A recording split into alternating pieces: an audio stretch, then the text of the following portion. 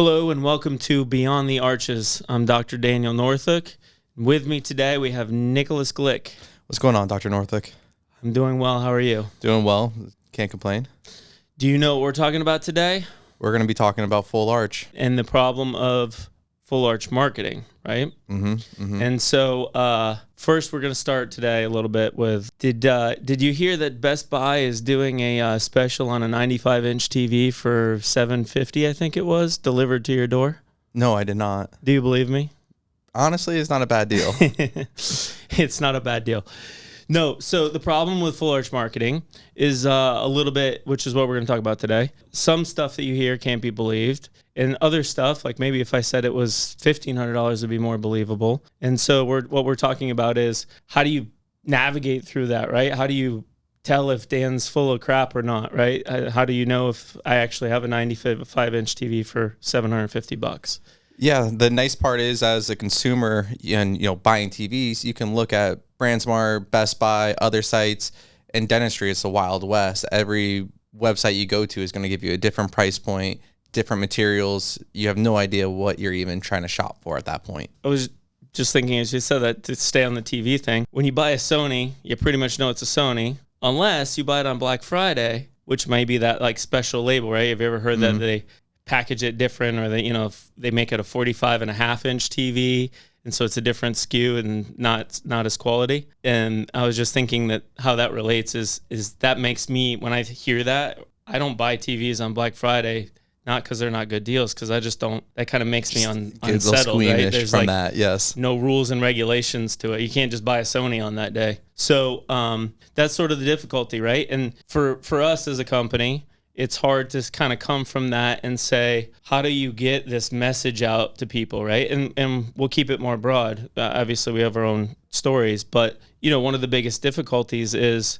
and this is another thing I was thinking about, is that it's unfair that a consumer that's never purchased this before has to see and sit and look through this marketing and has to wade through the information. Not only do they have to educate themselves fully on what the heck this even is, but they also have to go out into the marketplace and say, okay, who's going to do it now, right? And there's not a lot of people out there saying, well, we have a 5% failure rate, right? Because then anybody that says they have no failures ends up winning. And so you end up getting this marketplace that's only all shiny and nice, right? Like, another thing I was thinking about earlier today as I was kind of looking to come in here is, there was actually a Porsche that pulled out in front of me. And I was thinking, if I went to a Porsche dealership and they said there's only a 5% chance that it was going to have a massive problem or a complication, that would be, they couldn't do that. They couldn't wouldn't advertise. Sell anything. Yeah. Absolutely. Absolutely. I'm not buying that car. No. And, at least you can do your research on Porsche from the beginning when they, first started manufacturing to today's 911 models. In comparison to, full arch, I don't know what an acrylic is versus zirconia versus zirconia with a bar on it. There's a full SKU of different products out there that really not much of a marketplace unless you're a dentist searching for what I can offer to a patient. Yeah, so if you think about that, what we've just talked about so far in mind, how would you, altruistically, done in one, not related, think about yourself and how would you go out into the marketplace? Let's say you needed it and you lived in Indiana. We'll go to your home state. You're living in Indiana, you need this. How would you even begin to filter that stuff out, not knowing what you know now? Probably like any consumer, your first piece is going to be hopping on Google or Bing or something of that nature, doing a Google search, trying to see what full arch is and understanding what the definition of it really maybe even is. However, to even get that word of full arch or full teeth replacement, you almost have to go to a dentist and kind of be diagnosed and have somebody tell you, oh, geez, your teeth are full of decay. You really need to get this removed, or you're going to be a good candidate for full arch. And that's probably what would send you down that spiral of, oh, geez, I need to learn what full arch is. And then from there, you're going to get hit with, just like if you were buying a TV, you're going to type in full arch and you're going to get hit with the sponsored ads of, Samsung, Vizio, Sony, all these different brands. And it could be very misleading on what you're trying to go about. And, maybe it's like, going to TV reference again. Maybe you're buying it for a family room, or maybe you're buying it for a second TV for outside or a den, and maybe the quality isn't as concerning for you. So as a consumer, it would be very difficult to kind of differentiate what you're even looking for without even having a baseline understanding of what materials even are. So deeper than that, how does Nick decide, let's say you find Dr. Smith and you also go talk to Dr. Jones, like just truly like heartfelt, like what would you decide on? How would you make that choice? Because I asked myself this question earlier as I was kind of thinking about it this morning, and I couldn't really come up with an answer. Like it was mostly answers that summated into the place that felt the best, that had the good reviews, it's a very difficult question to answer. Absolutely. It would probably come down to, first, before I even called someplace, do they have good Google reviews? That's kind of a baseline. And if you see something that's concerning, well, maybe I'm not calling them. But from there, and I said like maybe 2-3 different consultations, you've really no way to judge their clinical success or their clinical skills. You're really just going to go with the guy that made you, the clinician that really made you feel comfortable through the process and that sat with you, listened to you, that you actually spoke to a doctor through the process instead of just feeling like you're another number that comes through their office. And this is actually a really fun podcast to run because it kind of makes us kind of review all of our stuff, right? Because you kind of start to introspect about, okay, well, we're going to talk about marketing today and we market. So, yeah. And that's exactly what I kept coming to today. Like when I was thinking about like, how do you communicate? Just go with whoever feels good. And, there's more stuff to it than just that, but that's like the overriding factor that I kind of came with. I was thinking like, do you pick the one that seems the sexiest? No, because it might just seem the sexiest. Mm-hmm. Do you pick one that takes the longest because the fastest is too short? Because that doesn't seem realistic. So you just take the longest one. No. And it kind of is all like Goldilocks, kind of middle. And ultimately, I think it kind of just comes down to to talk like the kids, the vibe, right? Yeah. Like the way that they feel and the way that everything feels around there, how the doctor interacts with the staff. I mean, things to watch out for, things to watch when you are responding to this marketing is, did you talk to a person that seemed to know what they were talking about? Did the person at the specific office, how did they handle you and treat you? But more than that, even when, let's say you go to a Zoom consult or even go in person, how is that handoff, right? Does it seem cold and like, hey, we're going to go find the doctor if we can find him, right? Doctors they're busy, but they're not that busy. My staff knows that I'm available pretty much anytime. How does that handoff happen? Does it feel warm? Does it look warm? Does the doctor light up when they're talking about this kind of thing? Very like sort of like not definable things is what I would choose on. Yeah, you're almost making your decision not based on dentistry, but based on how you're treated as an overall human. Yeah. So we've kind of diverged into like the selection of it, right? So then coming back to the problem with full arch, because we haven't really talked too much about that. The problem really is that you can hire a really expensive videoing company and you can hire a person that comes up with your colors and such, and you can come up with whatever you want in terms of how fast you get teeth, etc. But you can't fake the personal interaction. But the problem with it is that it's an appearance thing. It can be an appearance thing, and that marketing can get people kind of over their own skis, right? Absolutely. And a lot of times it seems like the marketing company is maybe making the decisions on the clinical care that a doctor is going to offer because they need as a marketing company, you're only paid if you can bring patients in. So it's a race to the bottom of, okay, let's lower the price point as low as possible so we can advertise a really cheap price because that's going to get people. Yeah. Or let's, market, how fast we can do this process, because, maybe we can do it in 24 hours, 12 hours, something like that. Because then again, you can say fastest in Palm Beach County to give you teeth. So you're really always trying, as, a dentist, to probably differentiate yourself in some way. And you kind of forget that you're treating a human, and you're a human, and you need to treat somebody as you would want to be treated. I mean, it's the classic golden rule. Yeah. And to bring it to us, like, what we've tried to do is sort of lay things, because we kind of both came to the same conclusion, and didn't talk about this before at all, but that conclusion being the human interaction. And so we try to make it so that when we get patients' interest, that they have the openness to be able to contact patients via Facebook and such, and try to be a little bit more altruistic. And like, the other thing that comes with it too is, and we're going to talk about this, I think, like next episode, is sort of like experience and how many arches and things that we've done and what that means for kind of the quality of the results. And that's a big part too. There's a lot of things that go into it. I mean, if you do one of these every 3 months, like, I wouldn't let my own mother go to a place like that. Sure. Could it get done, and would it be safe and be okay?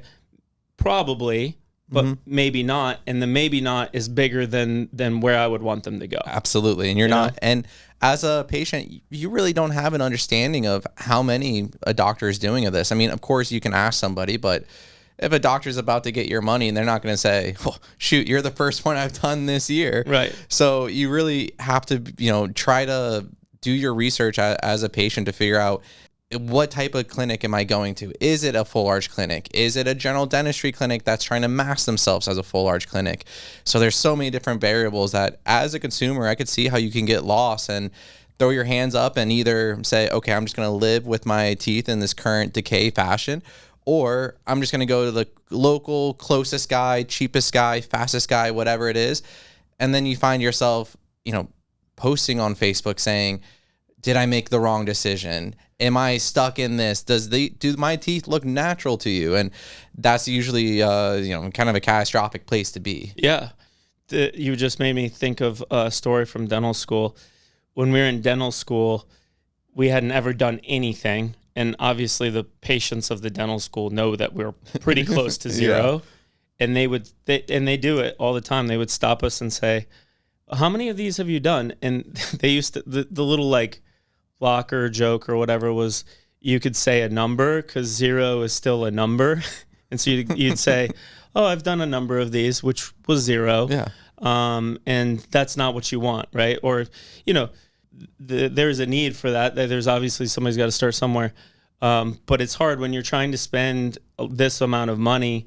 It's hard to decipher whether or not that person, you're going to get extra care maybe because they don't do too many. Maybe you're not going to because they do too many. It's a very tough, it's almost one of the most difficult things, I think, is to sort of convey to a patient in a not even workforce or a playing field in terms of advertising. Because it's unfair. I spend more than most people that do it here in, we'll say, Boca. And it's a little unfair that they don't get the chance, right? And so they don't see as many, and it all feeds into itself. And, it's difficult. It's a very difficult, the marketing itself is very difficult.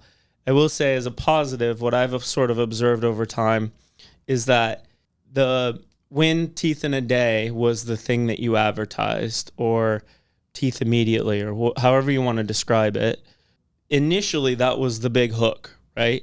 So people were doing the all-on-4, like we've talked about before, where we would take the teeth out, put the implants in, but we would just leave them in a denture for, say, 3 months.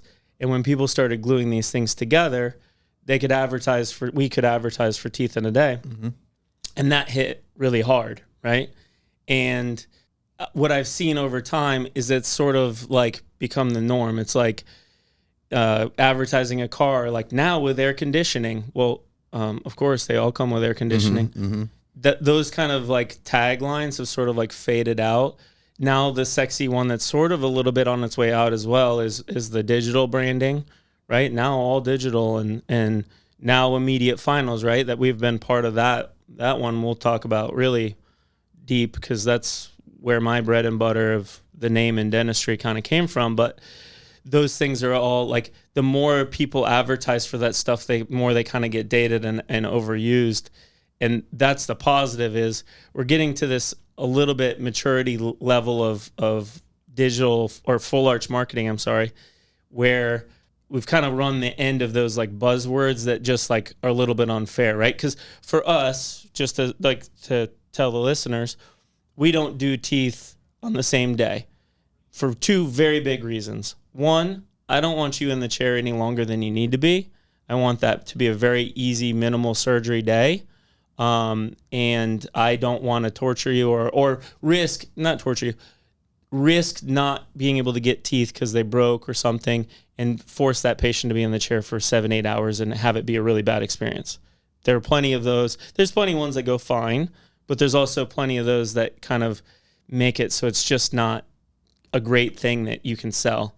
The second reason is because we don't like the teeth being in the way of where that injured site is going to bleed from that night. And we want you to be able to take your time, one, be minimally traumatized from the experience, but two, be able to manage the bleeding on your own so you don't have to come back in the office for an emergency. All that being said, the reason that's not something that just took me, like 3 minutes to explain. Sure. That's not, you can't do that on a 30-second commercial. No, and you can't advertise no teeth day one. That's not a sexy tagline by any means. Not with no teeth day one. And so we do it for like a heavy reasoning, and there are other people I'm sure that have equal reasoning on the other side for doing teeth in a day. But it is nice to finally be getting to this sort of like saturation and maturity rate where that's still going to, whether you say no teeth on the same day or teeth in a day, it's kind of just assume that you already kind of know what you're doing because it's been around long enough that where maybe you both get the shot. And I think that that's where ultimately kind of everything's going to come down to your personal interaction with the staff and such. And that would be my number one. If I had a person call from, Europe and say, hey, we're going to get this done. I'm going to go to 4 places. How do I pick? I would tell them, pick something that looks like you're in a clean facility, that everyone's happy to work there, patients are happy, etc. And just kind of go on your gut. How do you feel with the doctor? Does the doctor feel like they're confident and competent, right? There's two different things. Does the person, do they feel cocky enough that they're going to get good results, but not so cocky that they're like falsely in that confidence? So there's a lot of things to weigh out, but I think it really just kind of go with your gut would be my number one advice, which really isn't a good rule to follow. I mean, it's a good rule to follow, but it's not like here's your 3 tips of the things that you should ask. Sure. Which is a little disappointing. But I think that would be, as I've thought through it coming into this episode, like that was what I really wanted to hammer on is it seems like a cop-out answer, but you came to that same thing. Like, I feel like that's the answer. Yeah. 'Cause I mean, in the reality that there are complications or something occurs, you want to be with somebody that is kind, compassionate, and caring through the entire process and is going to treat you as a human and hear you out and not just brush you off as if you're another number, because there is a failure rate to full arch. There is a failure rate to implants. There's a failure rate to, any type of hybrid denture, whether that's nanoceramic, acrylic, zirconia with a bar. All this stuff does have a possibility of breaking. So you want to be with someone that is able to be responsive to that, but also, again, compassionate enough to say, oh, yes, Ms. Smith, you do have an issue here. Let's go ahead and address this together. Instead of, well, is a doctor even going to see me today? Am I just another number? Oh, I have to schedule out for 2 weeks because you guys are so busy. Like, that's where I feel like patients will really start to feel like this buyer's remorse or this regret kind of sink in of, man, I picked the wrong place. Yeah. It's really hard to ascertain why people are choosing you or what they choose on. And sometimes it can come out, when we're doing a consult, it can come out just in the random stuff like, hey, I went to you because you used the color green. And you're like, okay, how many people that like the color red didn't pick us, right? Yeah. Like some of the weirdest stuff can come out that you would never think of. Which I guess is just true against all marketing. Like some people just don't like the color green or red. It's tough to be able to kind of pitch yourself. And for the professionals out there trying to kind of get into full arch, I mean, my recommendation would be find a good reputable marketing company that's going to get you enough people to talk to. But at the end of the day, it's not about the volume of people that you talk to. It's how well you connect with those people, how well you feel with those people, and how good and how much they trust like you're going to be there to hold their hand through complications. When I was in Jacksonville, I learned a lot of lessons of things that I didn't want for done in one. And one of those main ones was it was really hard for me to, because I didn't own the office, it was really hard for me, and this is also true for the other satellite type offices that I've done kind of one-off stuff work for. It was really hard for me to convey the negatives, that the possible complications to them even in person, because the staff wouldn't want to, or the owner didn't want to, because we might lose somebody. And it's been very freeing to, once we get that marketing, once we get that patient in, to be able to just say, look, here's the open book. Here's the 5% chance that you're going to have something break, or that you're going to have an implant go bad or not, or whatnot. Because I have zero stress, and I would say the whole staff has zero stress when it comes to having a complication. And to that point, you know, I've heard your consultations where you'll be an open book. You'll tell patients that there could be XYZ problem, or, hey, your bone density isn't maybe up to speed where it should be. So there's going to be a little bit of risk involved with this. And that's where I've always heard you say, like, go also have other consultations, feel out what the other clinicians say, because if you go to 3 clinics and the other 2 clinics say, oh, you're a perfect candidate, no risk at all for this, well, that should be red flag central, because are they just trying to get you signed up today? Are they just trying to take your dollars from you because you're a candidate for this? Or are they really out there with your best interest in mind? Yeah. One more story real quick. When I was in dental school, so complications has always been something that I've always really tried to be very transparent about, because it makes me feel better for treating things in the future if there is an issue, right? I like to be able to treat things free and clear of any, like, he didn't tell me that could happen, right? But I've had that sort of feeling from the very beginning. So when we were in residency, we had to present cases that we just thought were interesting. There were something, they could be, person had an extra tooth, or the implant we thought was going bad, but then turns out it wasn't. You name it, right? Anything that you thought was interesting and was going to be beneficial to the group. And so after sitting through, we'll call it hundreds, tens and tens of these things once a week, I kind of got sick of seeing, like, here's my ideal space for an implant. Here's where we put the implant screw. This is how it healed perfectly, right? And so I started to just show all of my, we'll call it bad cases, right? My complications, because those are way more interesting. You learn a lot more. This is during residency. And I got to the point, maybe I did them, I don't know, out of 5 of them, maybe I did like 3 complication lectures, we'll say. And to me, the other thing too is when you're in a learning environment, it stimulates that conversation. Anyway, my residency director pulled me aside after like the 3rd one. I was like, you know, you're kind of getting a reputation that you've got complications going on. And, you know, I hate that for you. You know, I see where you're kind of going, but like, you should probably show your good stuff too, because you're a good surgeon. You do good work. And it kind of hit me like, well, can't they just understand that I have really good cases and they're just kind of boring, and I don't want to show them because they're just kind of boring. Mm-hmm. And so that always kind of stuck with me, and that we're in the same kind of situation. We can't go on a 30-second commercial and both be sitting in the lab and say, hey, today we want to talk to you about, come to us because we have fractures at our zirconia. Everybody has fractures. Everybody has issues. We all live in a human body. Everybody gets infections. It's the amount that you have. You want to be as minimal as possible, but you also want to be able to overcome and handle those. And as a person trying to select it, they want to select, the recommendation is select somebody that you know is going to be able to handle it, that has handled it before, that told you this might happen.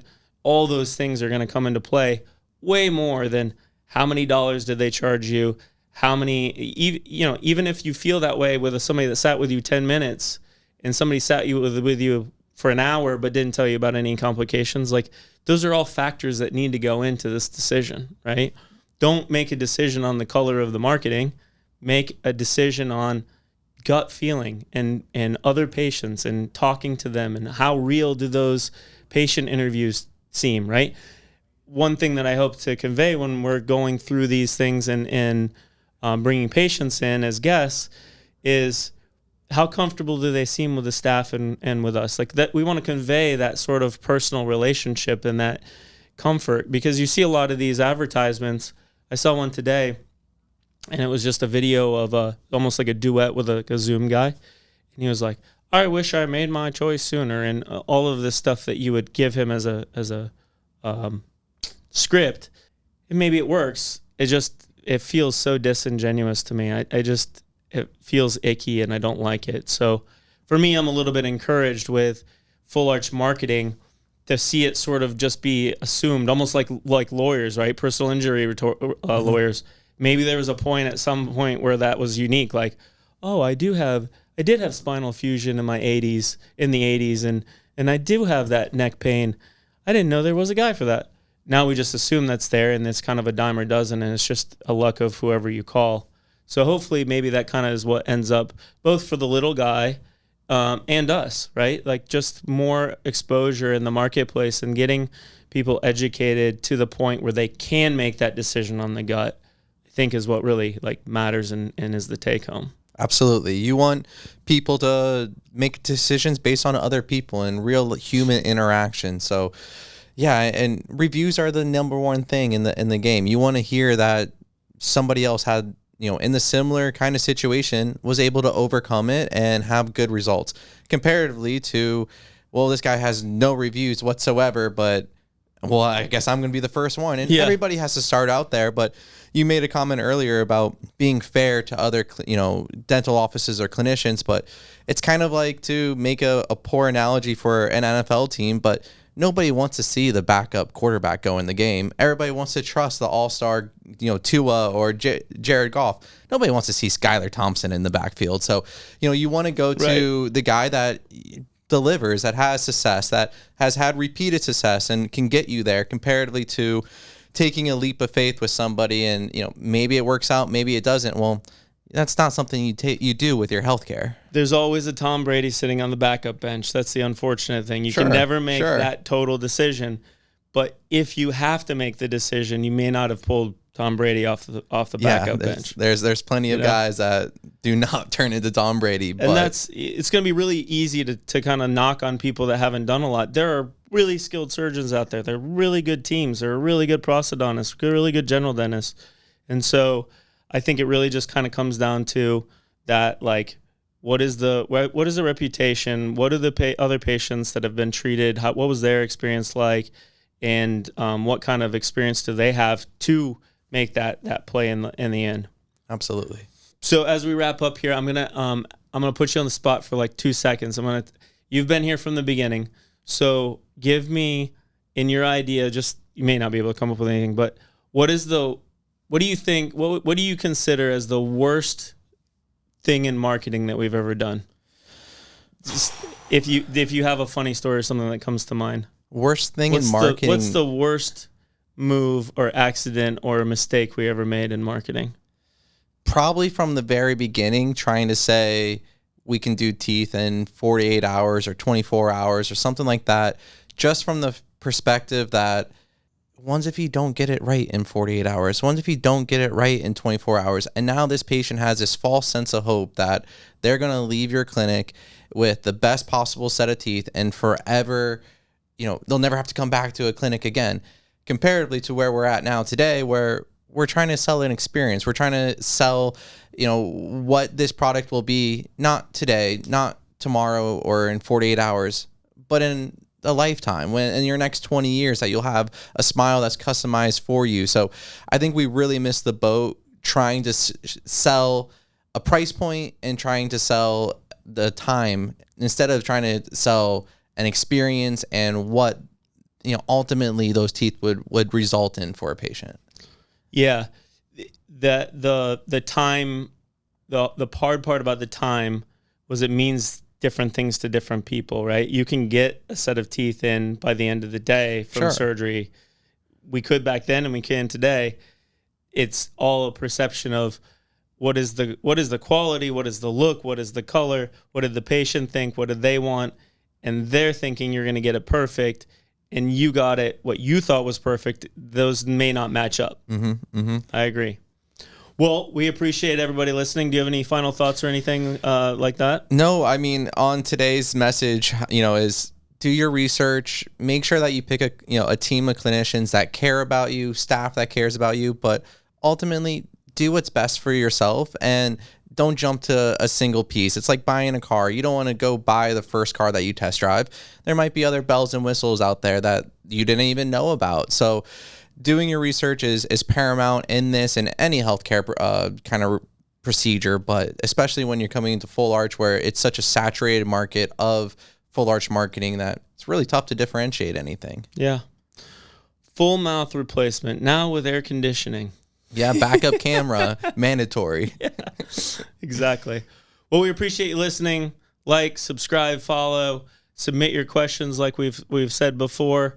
And we look forward to having another discussion and listening in the future. Thanks for having me, Doc. Thank you.